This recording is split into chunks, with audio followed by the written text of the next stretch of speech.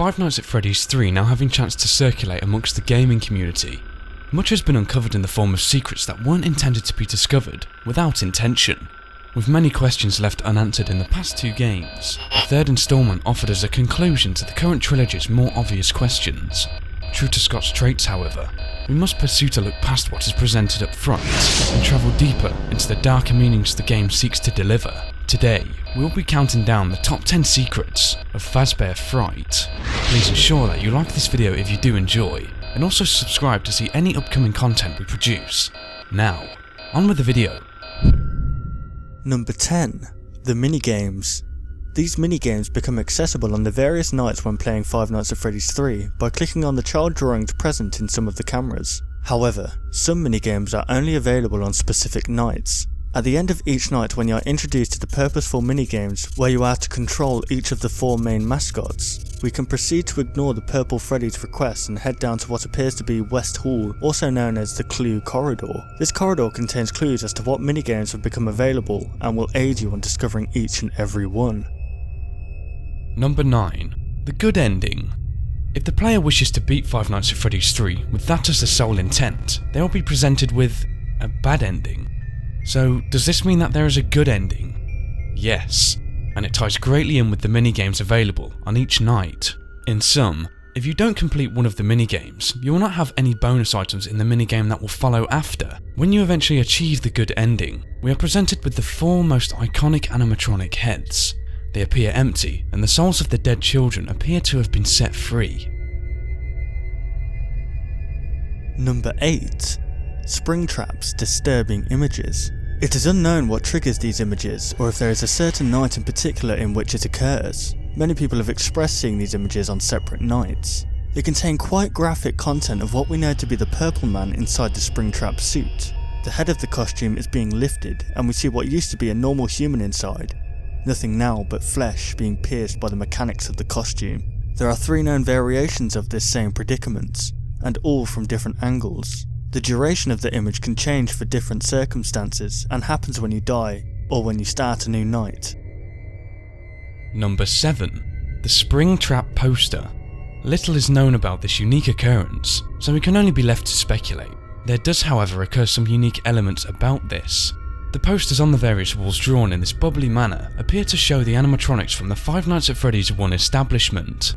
With the Springtrap images also drawn in the same manner, we can assume he was set to appear also as an extra animatronic within the confinements. What's more peculiar is how the Springtrap posters only replace the posters of Freddy. While this may strictly be coincidence, it almost seems too peculiar that the main mascot would be covered up, allowing the Springtrap to take the spotlight. Number 6. The Paper Plates doll in the office. In Five Nights at Freddy's 2, in Party Room 4, we can see 3 paper plate dolls. Many people believe these to be Balloon Boy, Bonnie, and Freddy. Back in the second game, the supposedly Balloon Boy paper plate doll can appear in your office from time to time with no particular reasoning. In Five Nights at Freddy's 3, the paper plate that we originally speculated to be Springtrap in a previous video can pin itself to the wall above the box of old toy animatronics. Like in the second game, this has no reasoning or gain. However, why would this paper plate in particular pin to your office wall? Could the theory of this being based on Springtrap hold any truth? Number 5. The Cupcake. The Cupcake has always been a reoccurring object in this game. It most certainly ensures it is recognised by us. Under very rare circumstances, the Cupcake will appear to the right of your desk, where it will proceed to stare deeply at you.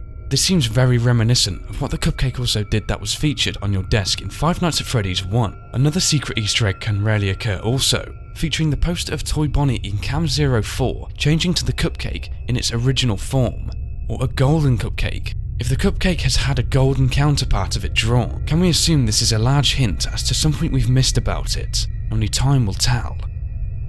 Number 4. Green shirt, blue jeans. In the minigame, Mangle's Quest, we play as Mangle reassembling ourselves whilst trying to avoid the grasp of a man running backwards and forwards frantically who dissembles you if caught. On first glance, this doesn't really hold any significance, but if you have been paying close attention throughout the Five Nights at Freddy's games, we will know that this minigame holds a deeper meaning. In Five Nights at Freddy's 1 and 2, there are drawings from children of their days out at Freddy Fazbear's Pizza. Upon closer inspection, we can see that a very similar looking character hides in plain sight within these drawings. Green shirts and blue jeans. In Five Nights at Freddy's 2, there are two different drawings of this child. One with Chica with a love heart overhead showing love, and another of the child with Mangle holding up the eye of the animatronic, like it's a trophy. In Five Nights at Freddy's 1, the child appears again, but this time with Bonnie popping out from a gift box. We know the child has aged, as we can see hair has developed. As we know in the third game, we see the same green shirt person. Does this character hold some significance within the storyline? Or was this simply something Scott thrown in to see how observant we all are? Number 3. The Mangle is not a phantom. While we can indeed see the Mangle's head clearly within the box of animatronic parts to the left of your office, we must regard something the phone dude says in Night 1. We think could be authentic, then again it might just be another crappy cosplay. We must also consider something else.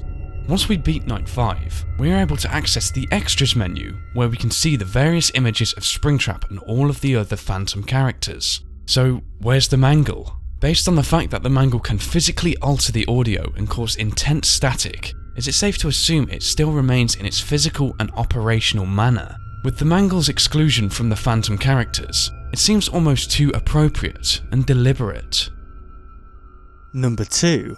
What's with the puppet? We have always believed the puppet to hold a greater power than people believed it to already possess. We know that it is responsible for giving the animatronics life, as we see in the Give Gifts Give Life minigame in Five Nights at Freddy's 2. Many people believed it would not make an appearance in Five Nights at Freddy's 3, but we were soon proved wrong when looking into Cam 8 of the horror attraction.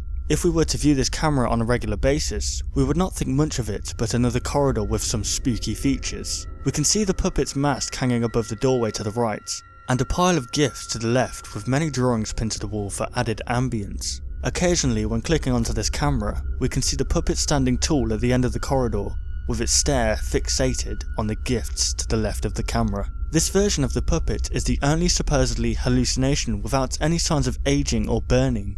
So can we in fact consider this a hallucination? If we were to believe that the puppet was actually in the establishment, we need to ask ourselves, what are its motives? Could it possibly be coming back each night to give life to Springtrap and make him suffer for all the pain and misery it has endorsed onto the children that he murdered? Number 1. Golden Freddy is back. Golden Freddy has always been a widely debated topic. Upon discovery within the first game, many people speculated him to be nothing more than an Easter egg found on rare occasions. It wasn't until the release of Five Nights at Freddy's 2 that people's opinions started shifting dramatically. In Night 6 of Five Nights at Freddy's 2, Golden Freddy made his appearance known. Occasionally, if the player were to put down the monitor, we would see a very worn down looking Golden Freddy slouched to the left of the office with parts of his endoskeleton looking forcefully damaged. We can also see Golden Freddy in another form at the end of the hallway.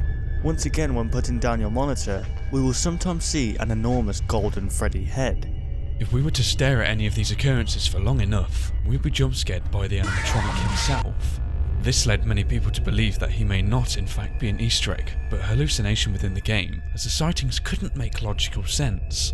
In Five Nights at Freddy's 3, he made his grand return, but not in the way that we all thought. When Scott released the first teaser image for the game showing a golden animatronic with the words "I'm still here" to the side of it, the community got very excited.